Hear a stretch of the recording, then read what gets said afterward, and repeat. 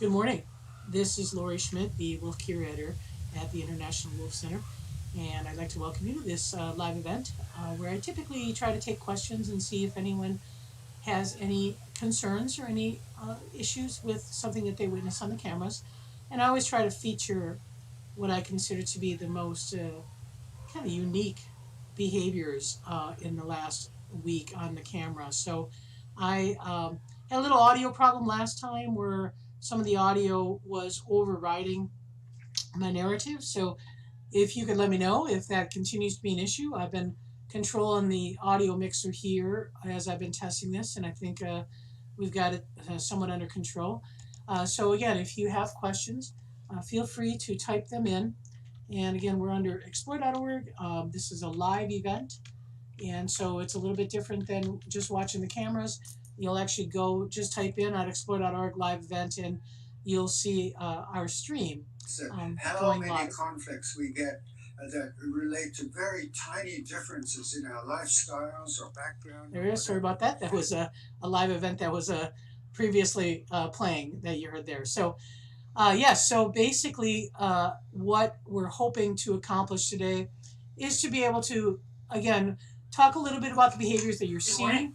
This is Lori Schmidt. And trying to make sure that we, again, prepare you for what could be a little bit of an active fall from the standpoint of age-related dominance. We are kind of watching Denali and making sure that he is comfortable being part of this pack, that he's not targeted. Obviously, Bolts has got some issues with Axel. We're kind of keeping an eye on that. And so I really wanted to address those questions and make sure that people understand what we're looking for. I know there's been a lot of information about that. So with that said, I'm going to start by just kind of checking on the chat and see if there's any questions. You will notice that the south camera is playing highlights. We had some pretty significant thunderstorms roll through. The lightning is always an issue around here, and one of the cameras did not survive. So the north camera had to be reset. The south camera needs to be replaced, and so we had a contractor in here yesterday. We had to lock the wolves off in order for the contractor to come in. He tried to reset it. It did not work.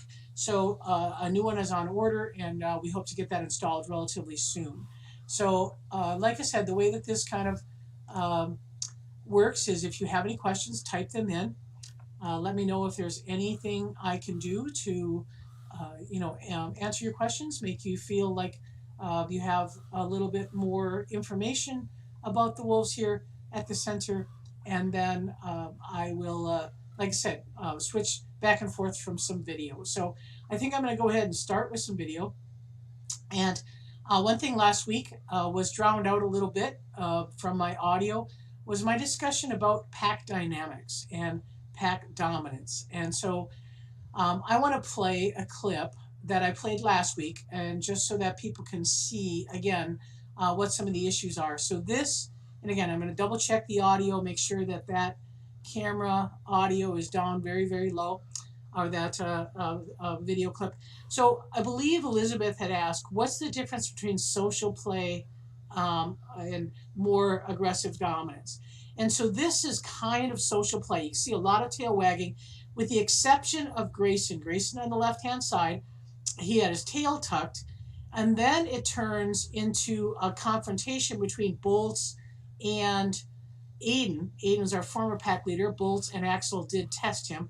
And what changed was a little bit of a play response, got some hackle response on Grayson, which means that he got threat display, and that gave an opportunity for Bolts to start testing Aiden.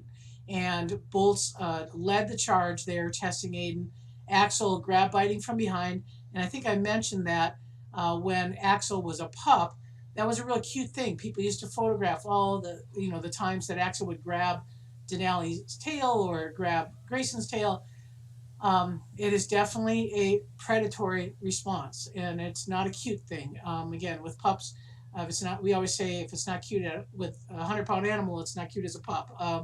The reality is this was the start of their deposing Aiden as a pack leader.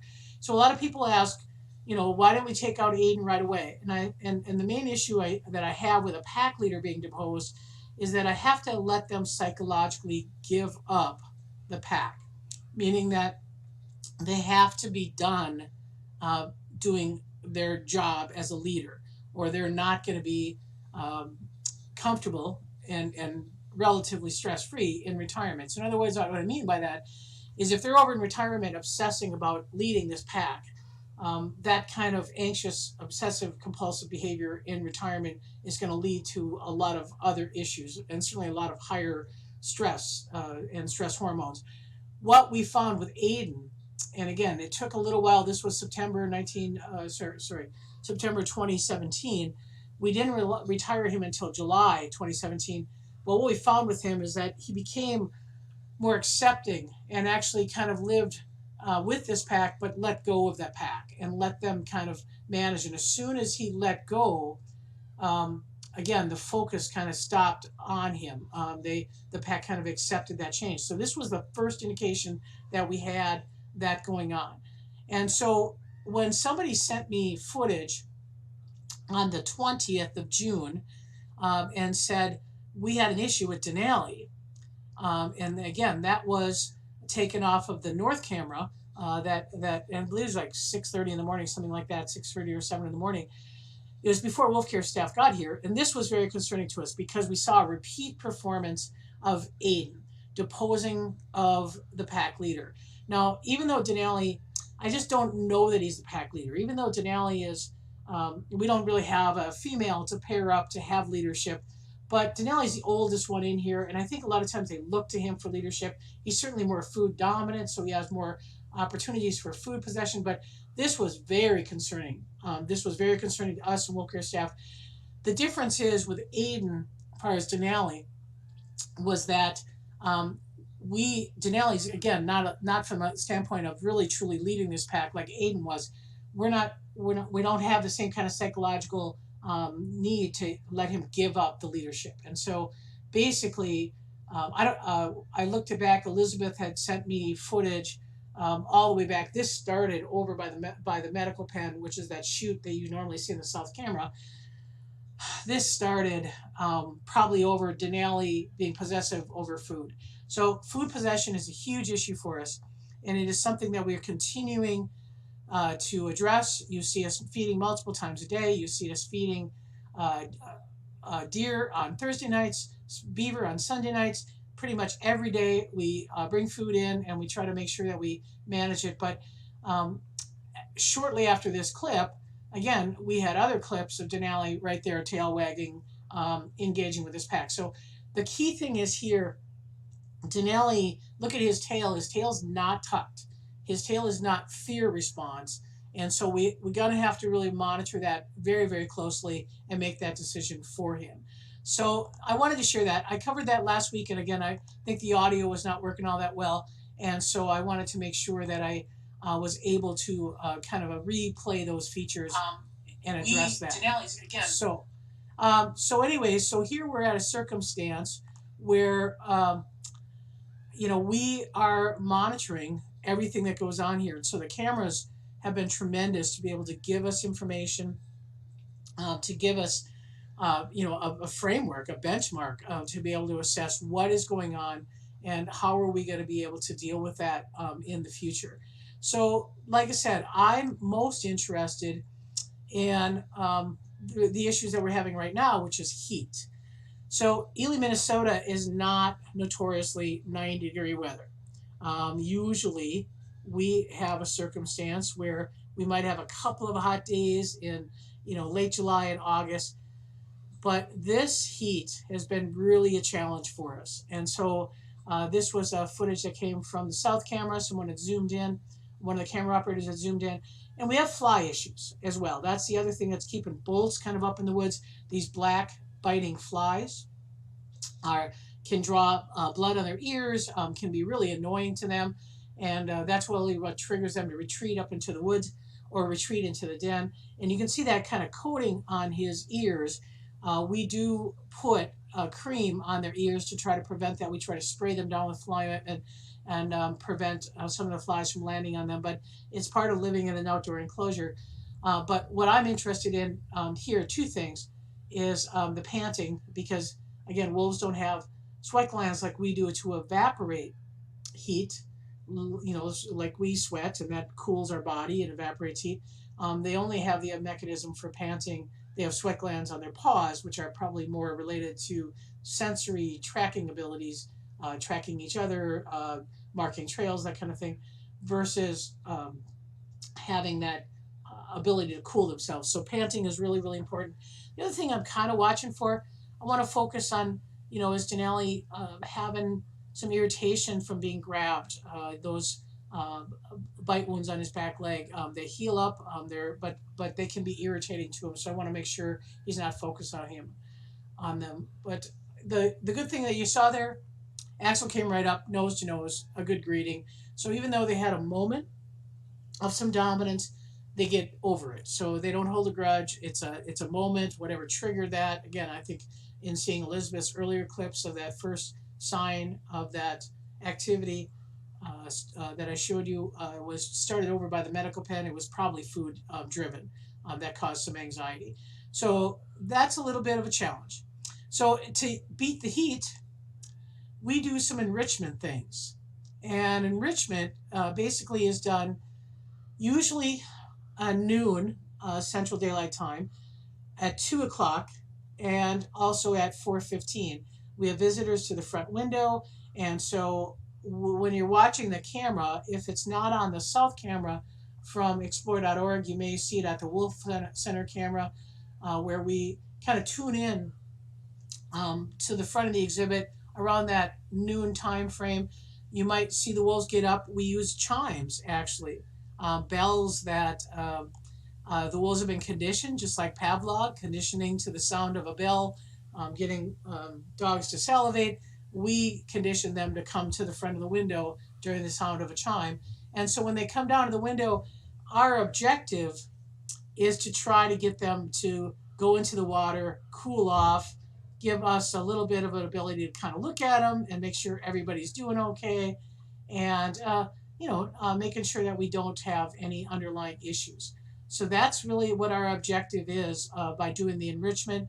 Obviously, the public comes here to see wolves, and that makes it a good experience for them. So I've got a question here: how do we join the staff moderated live chat?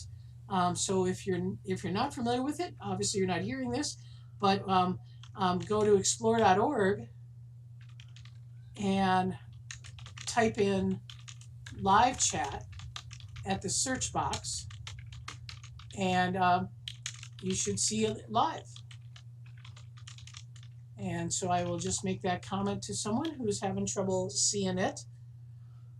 So I don't see any other questions here in the chat. So I will go back to the video. So like I said, you're looking at our front camera, and what happens on an enrichment is we give out popsicles, and popsicles are usually beaver tails, beaver feet, could be a deer leg, could be a deer tail, something that's frozen in ice, so that the wolves have that opportunity to grab that out of the pond and then be able to take it out of the pond and just kind of lick on the popsicle until they get down to the beaver tail. So it does two things. First of all, it gets them in the pond, helps them cool off. Second of all, it again helps them lick that ice. That helps cool their body internally. So the water will make them wet, which will make them again a little bit cooler in especially the more areas with less hair. So under the belly, wolves don't have a lot of hair. Inside the legs, they don't have a lot of hair. So if that gets wet, that obviously radiates heat off of the body. So Denali there is having a beaver tail popsicle, and also if you notice the time in this camera clip, 12:33, we do the enrichment at noon. So we have visitors right to the window. So when they come to the center, you then get to see Denali right up in the front. So it keeps them down front quite a bit longer. As I said, we have issues when there's um, bugs and heat and humidity, the wolves tend to go up in the woods, and so they're not all that easily viewed. And so this is a shot again of this of the north camera, and this is our den on the back side of the north camera, and we try to keep that full of wood chips on the top of the den. That gives a little bit of bug repellency just by not having vegetation there. And we do have fly spray that we can spray on it. We're out of it right now, but we usually have cedar oil. Cedar is a natural bug repellent, so we may spray those chips to make them a little bit more comfortable for them. So I'm going to go back and see if there are any questions. If anyone has anything, again, you can just go under the live chat. You'll see the question box, and you can go right below that and just type in questions, and I'll keep an eye on that and make sure that I answer any questions. And hopefully, nothing there. All right, so I'll continue with a little bit of video footage. One of the things that we are also asking the explore.org folks to help us with is our 8-year-old Minnesota subspecies Bolts, and that's him right there on the pump housing. He's got some issues. He's had some past negative experience with being stung by bees, wasps, hornets. We're not really sure what the main event. Actually, the main event first one I saw was actually a bumblebee, but I know that we've had hornet issues as well. And so we're asking explore.org people to help give us some comments, post something in the gallery that tells me, when his Bolts get up at night. He's been up actually the last couple of days in the morning because we've had cooler weather. Cooler weather means less bugs, less humidity, and so he's a very timid wolf. We have a lot of trust issues with Bolts. In order to get him meds, he's a very, very gentle wolf when it comes to interacting with staff. Obviously, you saw him participate in deposing Aiden a few years ago.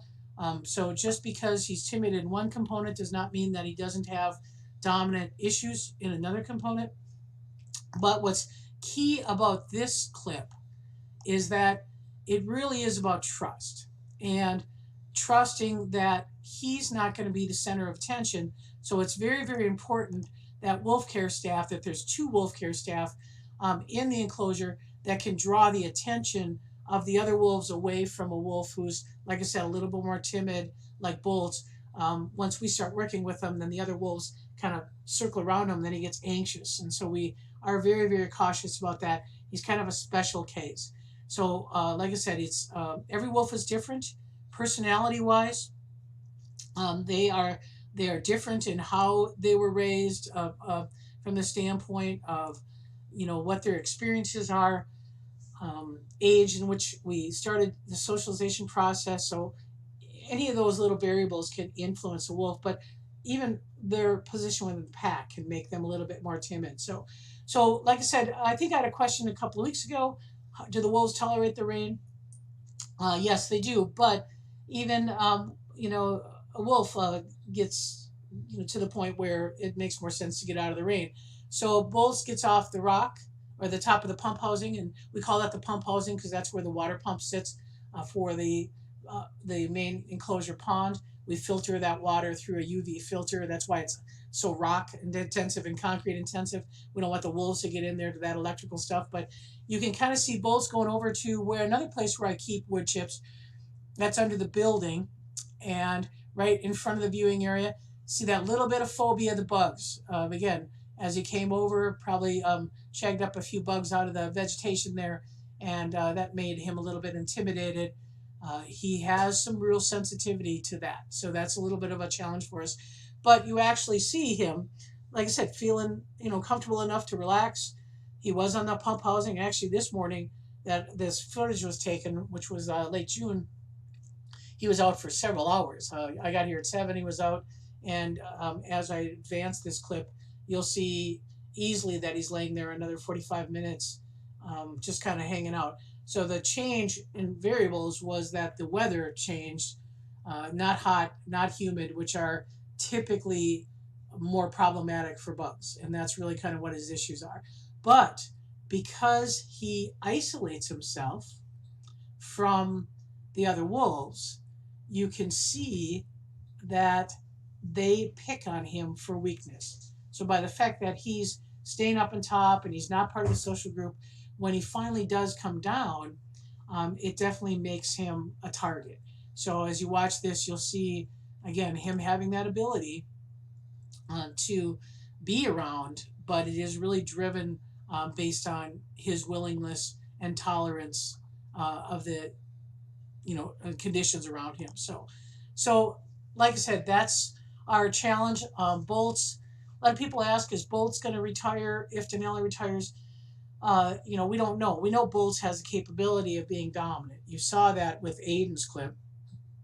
At this point, I don't really have an idea of what the change will be for Bolts if Denali is no longer in the picture, because Denali kind of controls activity quite a bit.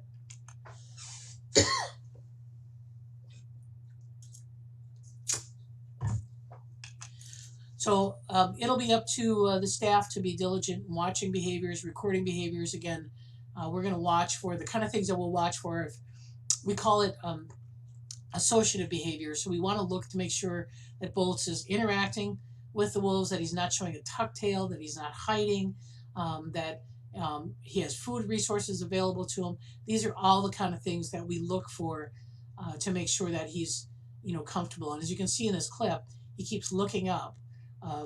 This is a challenge, is that this secondary phobia that he has about bugs does have a tendency to make him a little bit weak. So like I said, I will know more as the fall progresses. This is the calmest time of the year for wolves. So in other words, cyclical seasonal dominance does occur with captive wolves. So the normal breeding season for wolves in the wild is sometime in February and March.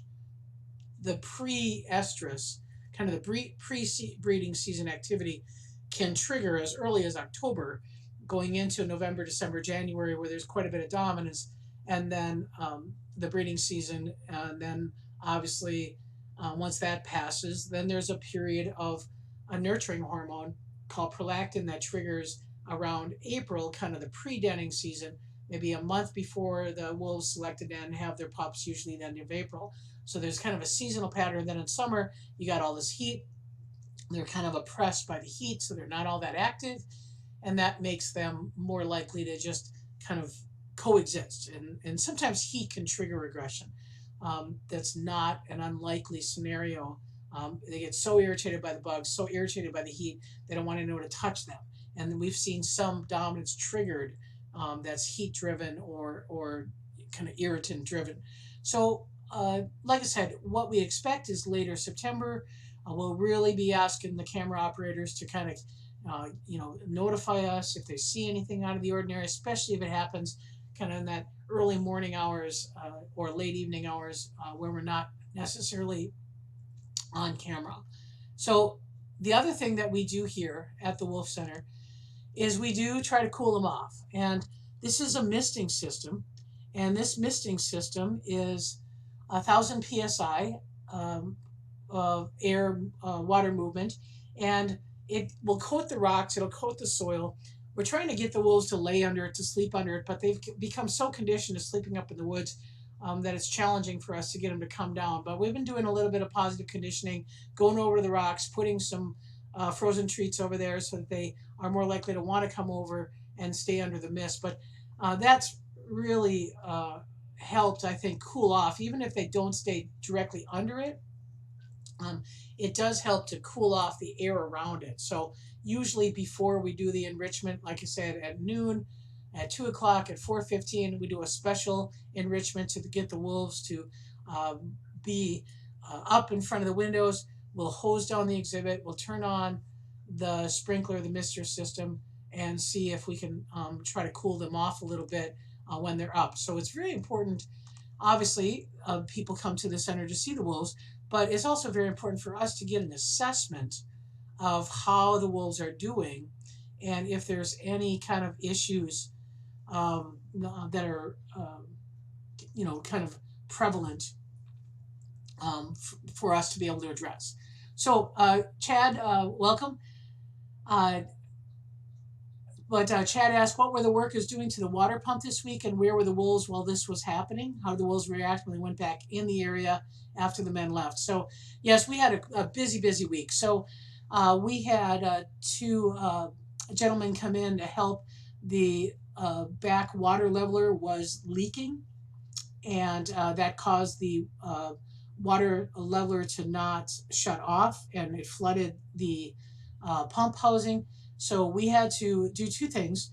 We had to replace and put on a ground fault interrupter. So we had to replace a better outlet for our pumps because we did get some damage from the storm actually as well. And then they also sealed up the back water leveler. So we hope things are working.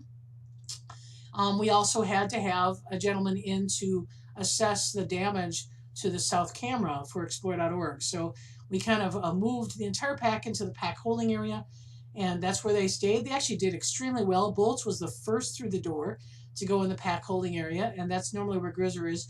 Grizzer couldn't be on the east side because we had roof contractors over there. So Grizzer was in the back habitat and the transition area, and they were face to face. So Denali and Grizzer and interacted. Bolts and Grizzer at Grayson. Axel not so much, but they all kind of just hung out there. It took about an hour before we got everything done. And then after any time wolves come back in, they're going to sniff where the strangers were. We fed beaver tails as distractions to try to keep them occupied, but they did extremely well. And that's a real important thing. The pack holding area is where the pups live before they come into the pack. So for us, it's very important that pups have a positive experience with that, because as they go into adults, we want them to be willingly coming in and out of that area when we need to be able to hold them. We could have anything that could relate to a tree going down, an injury, anything like that where we need to separate out and move the pack. So we want them to feel comfortable coming in and out of there. So that's kind of what happened. And Dana asked, do we know of any recent cases of animals in captivity getting COVID-19? Yes, so the news last month about big cats in the zoo in New York. Is there a new protocol for additional health screening for the wolves? We have not. Our vets and I have talked about it. It does seem like cats are more susceptible. But we just did blood work on everybody. We are typically screening for tick-borne diseases. We're screening for West Nile virus. We're screening for their efficacy of their rabies and their parvo vaccinations. As you can imagine, there is we don't have testing. We don't really have testing for us as wolf care staff, so we don't have testing for the animals just yet. But our vets are very aware of it. We are obviously pre-screening ourselves just from the standpoint of staff interaction. So we cut our wolf care staff from 16 people involved between staff and volunteers to now 7.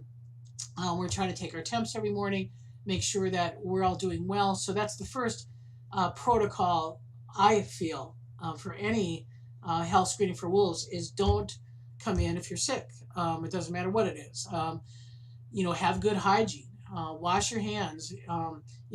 Shower often. Do what you need to do to make sure that you're not bringing anything, into the wolves. So that's just a standard, I think, staff interaction for us for the wolves. So we will keep obviously posted. Our vet is extremely good about trying new things and being aware of new things. As a matter of fact, we even tried a new tick test this year that we did not have previously, because they're always concerned about that. So let me go back to a little bit more footage. We're panning, so camera operators for Explore.org are panning the north side camera. I suspect everybody's up in the woods. We last saw them about probably 10 o'clock. We were in the pump housing, just getting daily maintenance done. Axel and Grayson were helping. They like to sit on top of the pump housing and watch what we're doing. But there will be a noon enrichment for the public, so you'll likely see them come down the hill. I don't know what the enrichment is today, but Usually it happens on the left side of the building. They ring the bell, and the wolves will come usually over here by the water and hang out and kind of chew on something as part of that enrichment system. So the other thing is I've been seeing on these surveillance cameras is a lot of nighttime activity. And we get a sense of who's interacting. This is when we're probably getting the highest amount of activity in the pack is during this nighttime activity. So Bolts is up on the pump housing. You can see he's actually pretty well camouflaged. Sometimes you can't see him if you don't look very closely. We have the Arctics pretty excited, and looks like Axel's doing a couple of write-ups on Denali. That's probably the biggest challenge Denali has is these 4-year-olds are pretty excited. Oh, no, sorry, Denali was laying over there. So at nighttime, what you're looking for is a reflective nature of their eyes to be able to see who's where. But that's Axel doing a standover on Denali. Notice how Grayson's a little bit slower movement. Definitely Denali's vulnerable laying down there, and Grayson, watch his tail, starts lifting up. Grayson takes any opportunity to assert dominance over Denali, so that's a little bit more concerning. Axel's just a little bit of excitement and to some extent a little bit more play. He plays hard, no doubt. He rides up and he knocks Denali over a little bit, but Grayson is more predatory. See these quick whirls, that slow movement, and then Denali is going to take it upon himself to chase Grayson. There's a different dynamic. So when you're watching this, you've got to recognize the difference between excitement and predatory drive and more dominance. And you can see the hackles up on Grayson. That tells us it's a lot more serious. And if you watch that slow circling behind Denali, that's a lot more serious than what Axel does. Axel likes to ride up. He likes to mount. He likes to, do what we call play bows, where he jumps on somebody, goes down on his front haunches and runs away and wants someone to chase him. It's a little bit more nervous energy, so then it can get a little bit more physical, whereas Grayson is more driven. No doubt Grayson is more predatory than anyone in this enclosure. And you can notice that predatory drive because of some other nighttime other activity that Grayson does, and that is howling. So I'm going to play a clip here that came from the Explorer cameras, and I'll turn his howl up a little bit so you can hear it a little bit better. Grayson does like to howl in the morning, usually when the wild wolves may pass through. Middle of the night, I've seen him on the south camera, up towards the edge of the fence line. The wolves typically come from the north, just because there's more wood line there.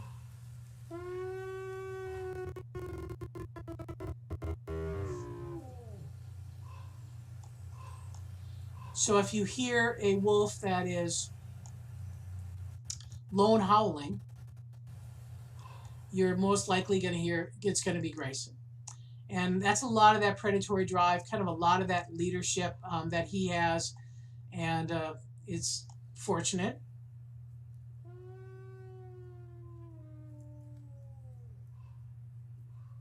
that he does that howling on the den site. And so you can kind of get it on camera.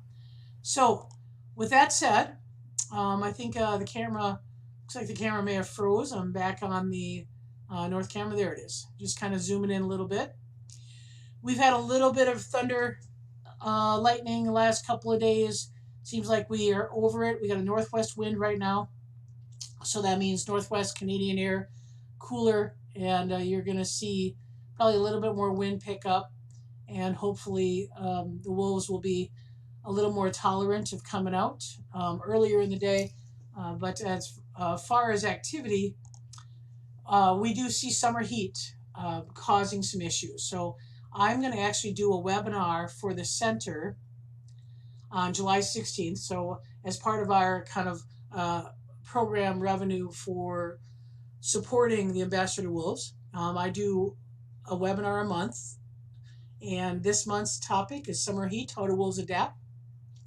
So I'm going to feature a little bit more about physical adaptations. It'll probably be a little bit more biology, so I can talk a little bit about thermal regulatory ability, um, structure of the veins, structure of the body of the wolf that helps cool them. So there's a little bit more biology than you normally find.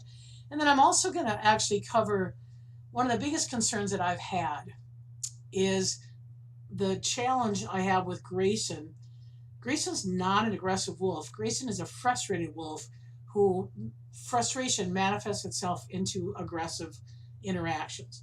And so I want to talk a little bit about the relationship between frustration and aggression and how to recognize it, how to manage it, what are the body languages important. And then I'll probably also kind of give you a layout of what we as a wolf care staff can do to alleviate some of that stress. And so that'll be on the webinar on July 16th. If you want to sign up for a webinar, basically you can go into the wolf.org site, and if you actually go to programs, you'll see webinars and be able to register. The other thing I wanted to share with you is that we have also under our website a place called Meet Our Wolves. This is actually Grizzer and Aiden, who once they got into retirement, remember I said we needed Aiden to kind of let go of the pack and accept that he was no longer a pack leader. That was very important so that he could go back and live with Grizzer, who they were pack mates years ago. But I didn't want Aiden coming in and trying to run Grizzer's life in retirement. So we want everybody kind of on an even playing field, and we actually accomplished that by working with Aiden and trying to let him let go of leadership, and it worked really well. Those two got along quite well in the last years of Aiden's life. But if you want to go to our website at wolf.org, Meet Our Wolves, one thing I'd ask is if you want to learn more about the wolves, webinars are a way to do it, but I also post a YouTube video every week, and those are short little 4-minute clips to be able to help give people information about the pack. So let me just see if there's any last questions that may have come up since I was showing the video, and if not, I will sign off.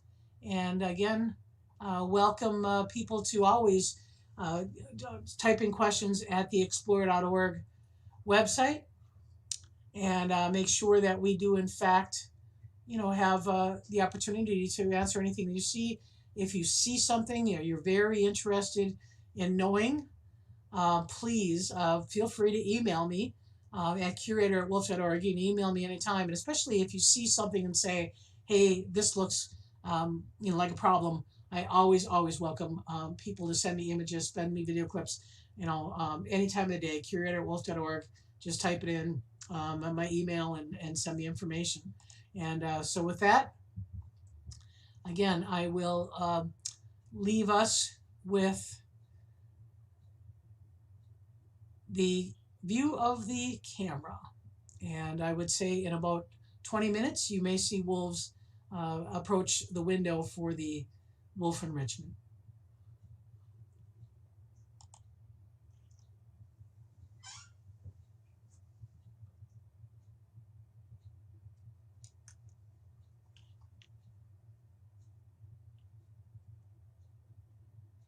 Showing the video, and if not, I will sign off.